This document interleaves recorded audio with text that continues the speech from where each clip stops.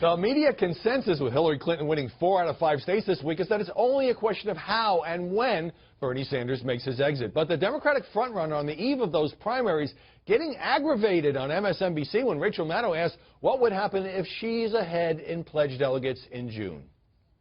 Look, I have the greatest respect for Senator Sanders, but really, what he and his supporters are now saying just doesn't add up. I have 2.7 million more votes than he has. I have more than 250 more pledged delegates. Susan Frischio, why was Hillary getting so exercised? That wasn't exactly a hardball question from Rachel. Well, I'll tell you why, because she went through the same process in 2008.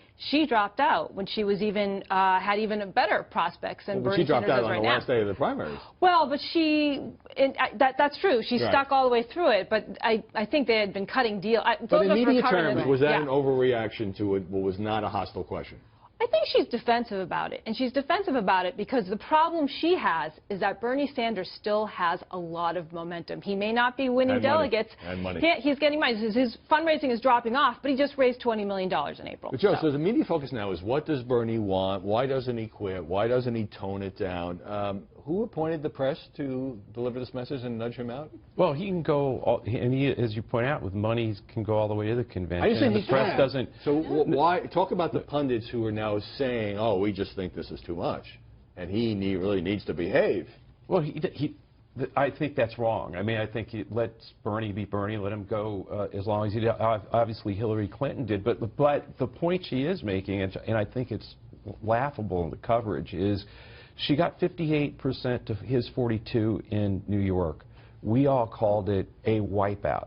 If you go back from Iowa through all the primaries, she's beaten him 58-42. So that frustration that's going on with her on that with Maddow is, hey, it's not close, guys. Why do you keep doing it? It was New York. New York's the center of the universe. It's more important than any other primary to the media. All right, so Donald Trump, taking a lot of heat over this woman's card issue. He phoned into the Today Show and talked to Savannah Guthrie. Let's take a look at that. But, Mr. Trump, I mean, for you to say that if she were not a woman, she would be getting 5% suggests the only thing she has going for her is that she's a woman, not that she was a former senator or a former secretary of state and a lawyer. Do you understand why some people find that to be kind of a demeaning comment?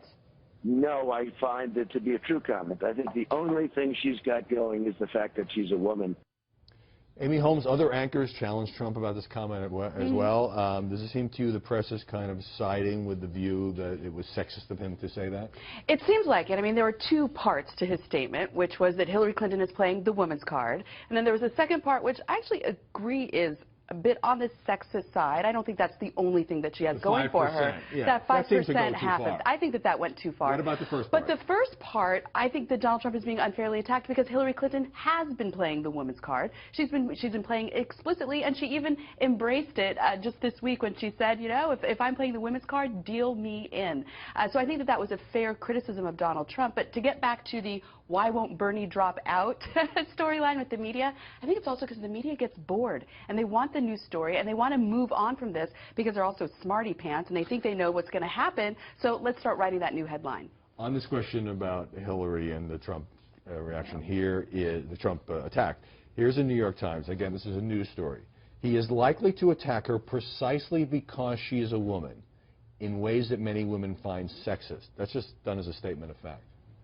Well, he's done it so far. He's gone after women based on their appearance or based on the fact that they're women. He went after Megyn Kelly in some ways that people considered very sexist. He has a track record of doing this, and I don't doubt that he's going to keep doing it going forward. So you're sympathetic to the view that it's a fact, not an opinion or an analysis? He has established himself as someone who's willing to go after a woman based on the fact that she's a woman. And many people consider that to be a sexist move. But should that be in the news pages? I mean, that could be analysis of Donald Trump. Why not? Really... I consider it a fact. I mean, it's true. He's done it over and over and over again. I don't think anyone in the Trump camp would deny it either. Just listen to what he said. Well, of course they would deny it. No, they wouldn't deny what he said. He has come out and said, remember the attacks on Rosie O'Donnell? But hold on. The question is, should the New York Times be saying this is what he's likely to do in the future, yes, as if because they're it is predicting quite events obvious instead of that's what he's reporting going them? to do, in my opinion. I don't think there's Well, any he's running question against about Hillary that. Clinton, so it's not patty cake. I wanted to Right. bring up one more. To stay out of Yeah, let the women fight. All right, so the Veep stakes. So the Hillary camp leaks a very specific story to the New York Times saying she's having extensive discussions about 15 to 20 possible VP candidates and mentions some names: Tim Kaine, Mark Warner, Sherrod Brown, Deval Patrick.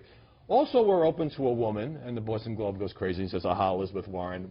You've been through this kind of thing. Is the press being used here? Not that they're not considering VPs, but they want these stories out to show that what? Of course, the press is being used here. I mean, you put this out, you float names. Some of it's trial balloons, and you do point out that there's a lot of precedent for picking someone of the same gender, and everybody sort of chuckles at that, and it makes the case that. And even if she has no plan to pick Elizabeth Warren, it helps with the Wilbur wing of the party that she's at least considering her. Well, and it makes her look like the virtual nominee. Yeah, it's about being the virtual nominee, and it is about. I mean, there does have to be some. I think that we are looking at progressives, and not necessarily just Elizabeth Warren, but to get that out there, that there's room and that we're looking for how to expand. All right, you said the press is being used. Case closed.